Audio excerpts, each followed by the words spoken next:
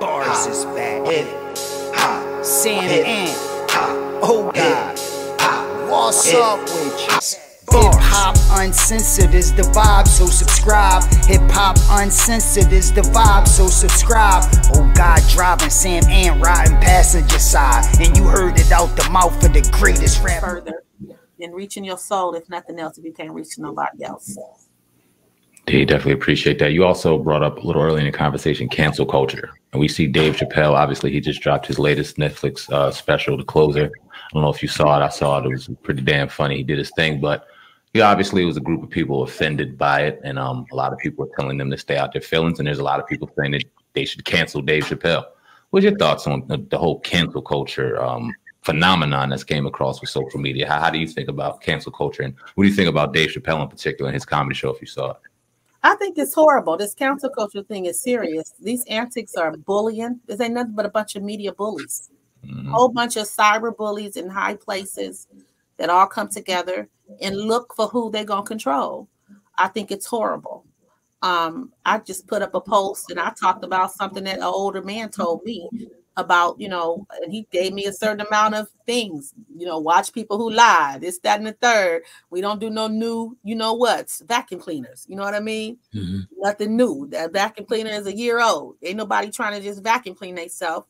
And, there's certain things that they feel about. So I mentioned that and they're blocking right now my stuff on Instagram. I've looked at it at first. I seen like 80 comments and now all of a sudden I see 20. And I can't comment back on some of them. So it's terrible. I think it's bad when you can't be free. This is supposed to be America and you're supposed to be free. We should be able to say whatever we want to. People have different experiences and our character is made from our experiences. You know what I'm saying? So therefore, if I'm afraid to get a vacuum cleaner in my body because my granddaughter was, inflicted from a injury, and I watched it and supported her for the past 12 years and understand how rough it's been for her mama, which is my child, and other women that I found to support in that same space, and they get the same issue. I have a right to not want, certain ways and certain things to deal with certain circumstances. I have a right to do it where I'm comfortable and when I feel comfortable, and people should have that right. So, that's one area of cancel culture. If you just say something against what people feel that you want to, to be a part of or don't in your body, we should all be able to say what we want in our body. In terms of Dave Chappelle and that, no, I mean, he can talk. We talk about everything else. They call us bitches. They call us every woman called pussy every second. You got all these different forms of information that's on the media that's very offensive. It's offensive to me. Sitting up looking at booties humping the air all day. You know what I'm saying? Mm-hmm. I'm sick of looking at booties humping the air. Like, it's just, okay, that's enough.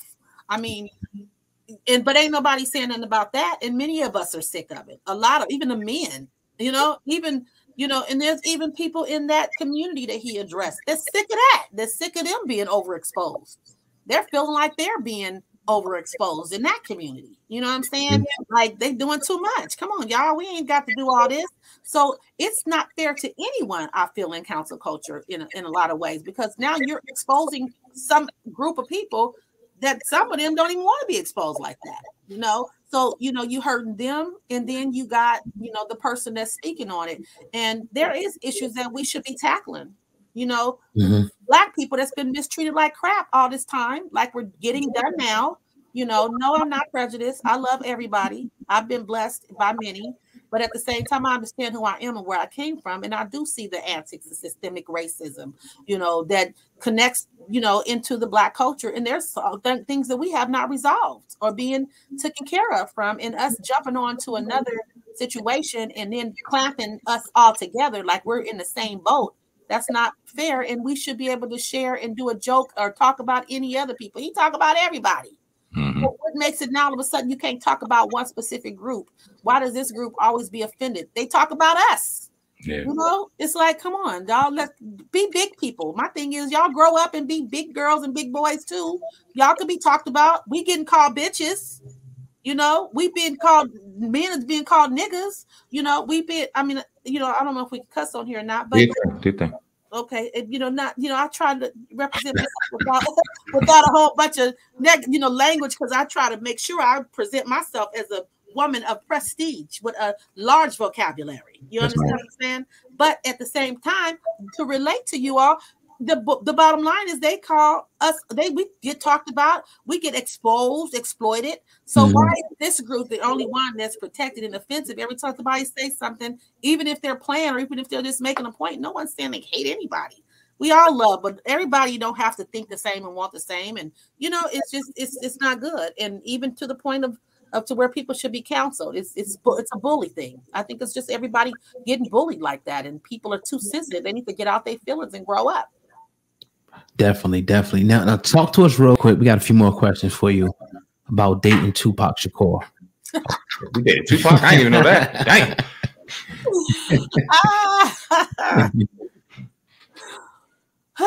Well, I'm gonna give you a little bit about it, okay? And then I'm gonna say the rest for my all right. We'll take it. So I'll just say like this: Tupac was very he hung out with us. We've done songs, Dusted and Disgusted. I don't know if everybody heard that song. It's some cold-heartedness, some cold-hearted niggas. So that song called Dusted and Disgusted was on one of our albums. I believe, I don't know if it was one of our group albums or my brother's album, because we all just did songs together on each album. And sometimes we'll take one from one and put it on the other. Anyway, bottom line is that particular song was a song that he did a remix to. And so in between time, he also did a song with my brother. I can't even think of the song. That's a shame. There's so many, but my line is he did one with us, with the group, and with my brother. And then of course he hung out, with the family, and hung out in the Bay because he was from the Bay. So he spent a lot of time in the Bay. So bottom line is, when he got finished with all the work and all the running around and hanging out with the brothers, he would come to my house. Okay. So he came to my house to relax. I was a relaxed house for him. So my house was the kid house. I love kids, and I always kept kids, my own kids, and then other folk kids. And I had the house like Big Mama, cooking the greens, the hot water cornbread, the ham hocks or whatever the turkey needs. I always had food, and I always had a clean house, and he was always able to come over and get cozy and relax and get away from everybody. So that's one of the stories, that's a piece of it. And then there's another piece to it. It was so funny. He actually looks like my kid's father. And so people will get that confused because he looks like my kid's father, and my daughter looks like him. And so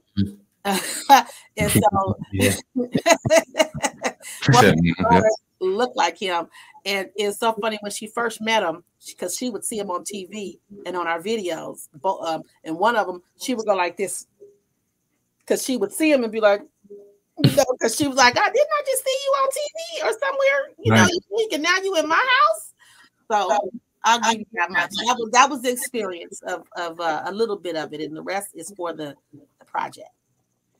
We definitely appreciate you. Talk about that project a little bit. You've mentioned it a few times throughout our interview, and we definitely appreciate your time. Give a little more insight on the project you have coming up, and music that you have coming up, and anything else you have going on in the future. Yeah, so basically I got a new album. It's coming up. It's called Eris I Am Eris, and it's a musical.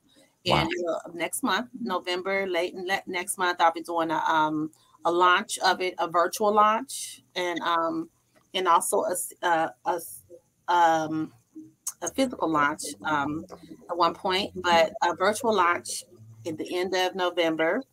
And of course, this other project is a conversation that is through, I guess you would say, somewhat of a documentary type of project that will enlighten people on the real element of what happened and how this whole thing played out, and it's a part of my story as well in the midst of it, and being able to share and enlighten people, on the rapidemic, of what happened. So it's called The Rapidemic, when rap became a pandemic for women, the trailblaze for the game. So and how we, how this whole thing has played up to date, and where the whole transition can change in a heartbeat, and how, and people can really get enlightened so that they can be able to feel connected, to the past, the present, and the future. Absolutely. Definitely appreciate a Sugar T on the Hip Hop Uncensored podcast. Please go ahead and drop your social media handle where anybody can contact you or find you, please. Yes, you can at Sugar T, Instagram, Facebook, Twitter, YouTube, Sugar T Official. Look me up. I got the blue check, and follow me.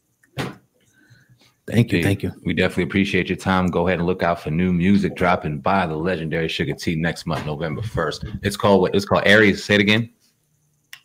Aries I Am. Aries I Am. And I Am Aries. I Am Aries. Absolutely. Can't wait for that. Let us know when that comes out, how we can help distribute that or give any more content to it. We would definitely appreciate it.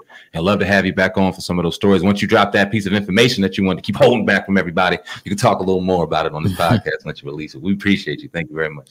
Thank you. It's the musical in the book, thesugarrush.com. Come see it. And thank you guys so much for your work. And looking forward to it. Pleasure. Yes, thank you very much. Thank you.